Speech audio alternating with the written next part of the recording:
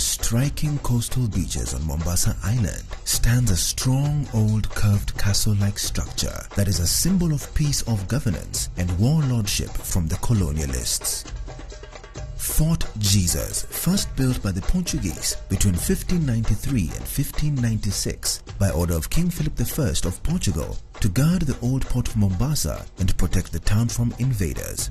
It was designed by Giovanni Battista Cairati, who drew his inspiration from Pietro Cattaneo, an Italian architect. Despite the design being of the Renaissance period with its 5 bastions, the building material and labor came from the Swahili people, who were the indigenous inhabitants of Mombasa. The fort takes the shape of a man when viewed from above. The fort stands over a spar of coral and tells the story of how the Portuguese at one time ruled the trade routes of the Indian Ocean. Its location ensured that they could see any ship approaching. Alongside that, it tells of how many slaves perished from torture, hunger, and disease as they waited to be transported. During the East African slave trade era, slaves would travel to Arabia and the Persian Gulf through the port of Mombasa, many becoming laborers, guards, soldiers, or concubines. When the Portuguese occupied, the fort stood as the subject of battle. Between 1631 and 1895, it was captured and recaptured, changing hands 9 times, with the Omani Arabs taking control in 1698.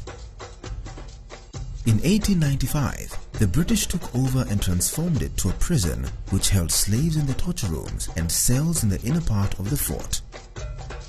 Cannons were strategically placed at the top of the fort to protect it from invasions and dissatisfied locals. The Portuguese once again recaptured and refurbished it, and it's still been renovated a number of times, its structures revealing Portuguese, Arab and British influences. The fort, till to date, has retained its form, design and materials. It has reserved its authenticity of setting along the coast of Mombasa Island, adjacent to the Mombasa Old Town, with which it shares a common history. The modern layout of the fort incorporates new structures built during the renovation. It includes a museum, the curator's house, the site offices, a ticket office, powder rooms, and a curio shop. Inside the fort's museum, displayed artifacts link the story of the Portuguese presence on the East African coast to the larger history of the region. The collection includes ceramics of Chinese, Persian, Arab and Portuguese origin, as well as a collection of East African earthenware, weaponry, and instruments.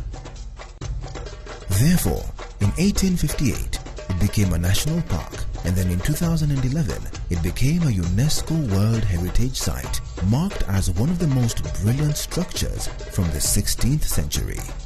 Today, it is a landmark of beauty where visitors from local and international countries come to learn and admire Kenya's heritage of a fort carved from rocks.